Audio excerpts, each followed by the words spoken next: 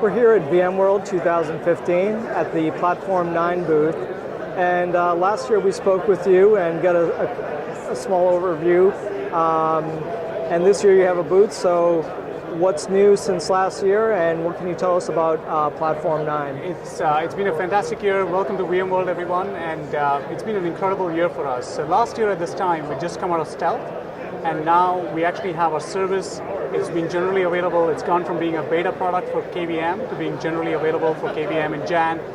We recently made the service available for vSphere customers as well. So the service is now being used globally across 17 different countries. Customers primarily based in the US, but increasing traction in EMEA and Asia Pac as well. So it's been a massive change for us, and it's exciting to see this next stage of journey for the company. Great.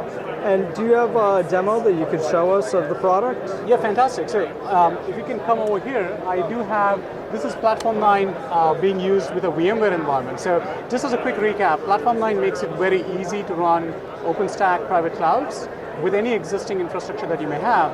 We do that by running the OpenStack control plane as a SaaS fabric that you can just sign up and use, so you don't have to spend any time installing, troubleshooting, configuring, and upgrading OpenStack. So this works with Linux servers and VMware. This particular environment, when you get started, this is what a new Platform9 environment looks like.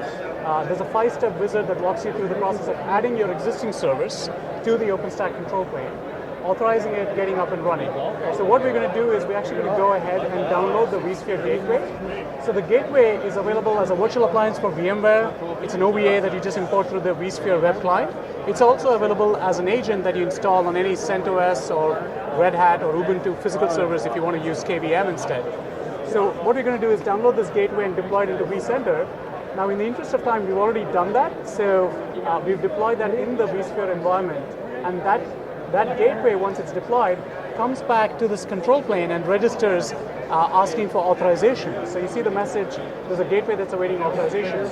When you go to authorize it, you can then see the clusters, these are your existing clusters in vSphere, could be 5.x, could be 6.0, that are available and you can use. So we're going to select a few clusters from this environment and actually assign the authorized Platform9 to use them. For each cluster, you can use one or more data stores. You have to select at least one, and that's all it takes, right? What we've told OpenStack now is that these are the clusters and these are the data stores that it's authorized to expose via OpenStack's orchestration capabilities, the API, the resource management capabilities, the multi-tenancy capabilities, the DevOps capabilities.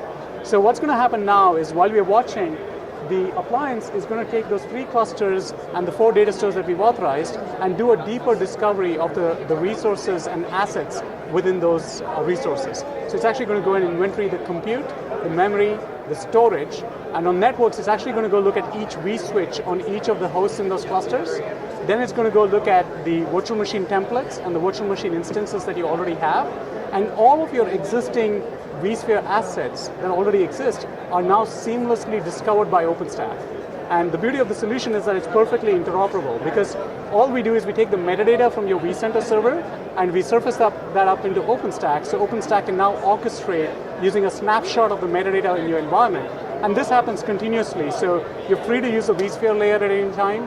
You're also free to use the OpenStack layer. It's very easy to get started with what you already have. So we're going to watch, while we're watching, these 3 clusters are being discovered, and the process takes about 2 or 3 minutes in real time. So if you were to refresh the UI, it does take 2 or 3 minutes. Once that's done, you'd expect to see the compute capacity, the utilization stats, the memory capacity, the utilization stats, the network capacity, the storage, the templates, the VMs, all of them discovered. And it does take about 2 minutes, but that's all it takes. And just that much time, you get from having a vSphere environment to a fully production-ready OpenStack environment on top of that vSphere. So let's just go refresh that one more time. You're up next. So there you go. So we just did that live. This is a live demo, not a recorded demo. All of your clusters, compute, memory, storage, networks have been discovered.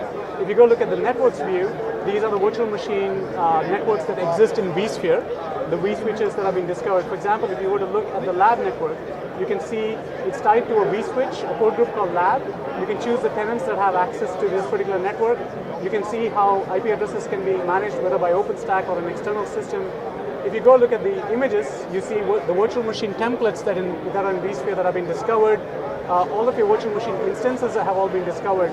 So it's so simple to go from having a vSphere environment to now you can really use this in production because Platform9 is providing the SLA, the 24/7 monitoring, the troubleshooting, the upgrades of the OpenStack layer. So it's completely taken care of for you. You're now ready to go to production with this, and that's all it takes.